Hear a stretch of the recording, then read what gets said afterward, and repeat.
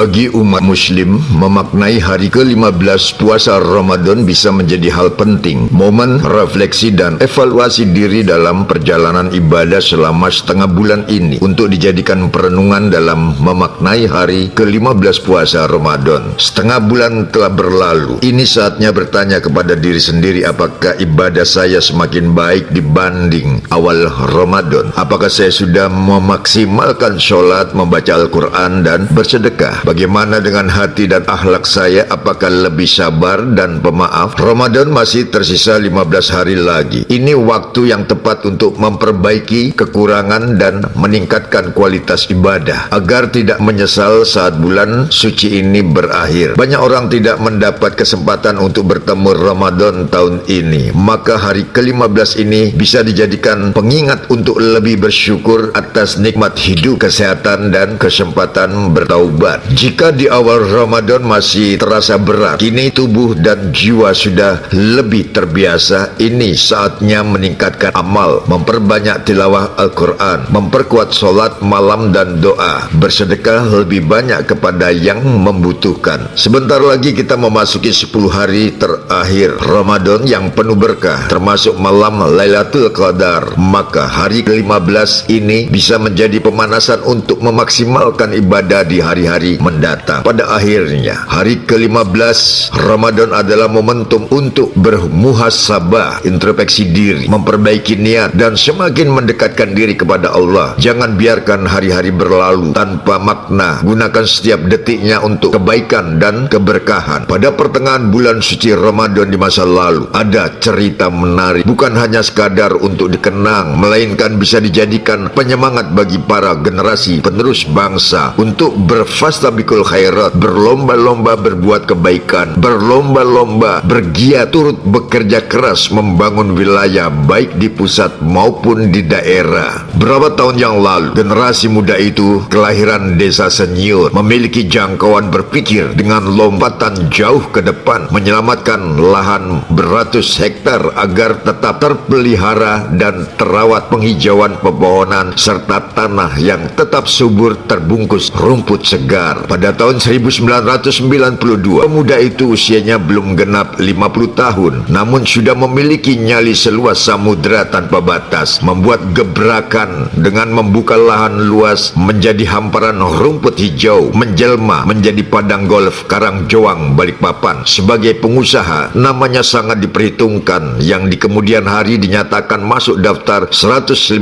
orang terkaya di Indonesia. Dialah Haji Muhammad Yosutomo, bukan saja dikenal sebagai pelopor Hotel Bintang 5 pertama, tetapi juga sebagai pelopor pendiri lapangan golf pertama di Kalimantan Timur. Apabila meruntut ke masa lalu, awal mula perintisan padang golf Karangjoang, Balikpapan, Kapolda Kalimantan Timur Brigjen Polisi Tony Suhartono suatu ketika bertemu dengan Haji Muhammad Yosutomo setelah ada permufakatan yang membuahkan kesepakatan untuk membangun lapangan golf di Balikpapan. Haji Muhammad Yosutomo memohon bantuan kepada Kapolda dalam hal menyiapkan pengadaan lahan. Dalam perhitungan lapangan golf 27 holes dengan segala sarana penunjangnya, tentu lahan yang diperlukan cukup luas, kurang lebih 150 hektar. Dengan kesepakatan sebagai bentuk imbal jasa, Polda Kalimantan Timur menerima hak 10% saham atas kepemilikan padang golf Karangjoang, Balikpapan. Sehubungan peraturan yang berlaku bahwa Polda tidak boleh memiliki saham atau berusaha di luar kedinasan, maka Kapolda pun menunjuk Yayasan Berata Bakti Polda Kaltim yang bertindak dalam membantu dalam hal pengadaan tanah sekaligus selaku pemegang saham kepemilikan padang golf Karangjoang, Balikpapan. Memang untuk pengadaan lahan yang berjumlah ratusan hektar tidak mudah, tidak bisa dilakukan dengan percepatan, apalagi menyangkut tanah milik rakyat atau tanah adat. Sampai Brigjen Polisi Tony Suhartono berpindah tugas pun, pengadaan tanah belum juga selesai secara keseluruhan sesuai permintaan Haji Muhammad Yasutomo sehingga dilanjutkan oleh Kapolda berikutnya yaitu Irjen Pol Iwayan Karya sampai pengadaan lahan dinyatakan selesai rapi dalam segala urusan. Sedangkan badan hukum yang dibentuk oleh pengelola lapangan golf Karangjoang Balikpapan yang mendapatkan kepercayaan adalah PT Nugraha Tama Indah Permai. Perizinan berupa izin prinsip diterbitkan dari Wali Kota Balikpapan termasuk izin lokasi dari Kepala Kantor Pertanahan Kota Balikpapan tidak mengalami kendala, semua berjalan lancar. Betapa Haji Muhammad Yasutomo bersyukur kepada Allah disebabkan begitu antusiasnya dukungan dari berbagai pihak termasuk masyarakat di sekitar lahan padang golf Karangjoang Balikpapan. Bahkan dalam pembangunan lapangan golf pun berjalan dengan baik, memberikan lapangan kerja kepada masyarakat di sekitarnya, mengurangi tingkat pengangguran, dan hingga kini padang golf Karangjoang Balikpapan masih tetap beroperasi dan kerap dilaksanakan turnamen golf berskala lokal, nasional maupun internasional.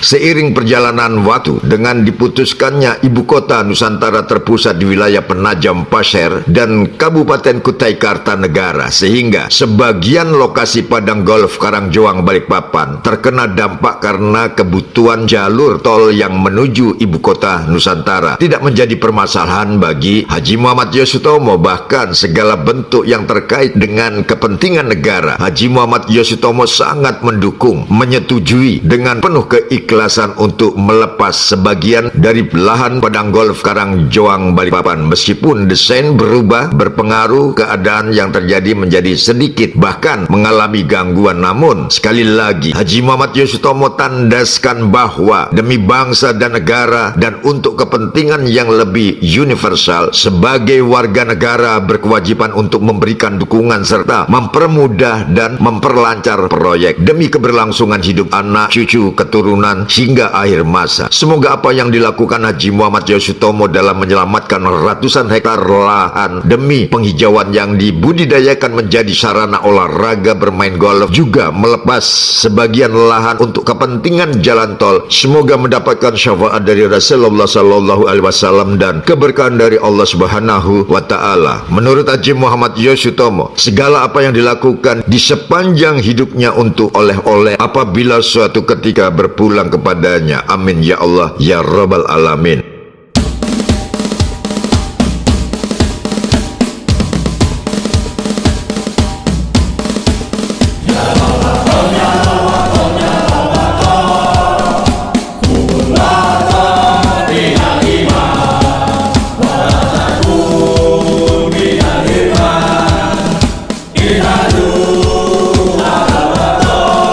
Selamat menjalani ibadah puasa di bulan suci Ramadan 1446 Hijriah untuk sama-sama berjuang menahan diri dari segala ujian yang merusak keimanan, menggugurkan niat suci puasa dan tetap tegak berdiri dalam kesabaran, ketenangan hingga azan maghrib tiba, hingga sampai waktunya menyambut hari kemenangan Hari Raya Idul Fitri 1446 Hijriah. Salam harmoni bagi segenap nusa dan bangsa negara kesatuan Republik Indonesia.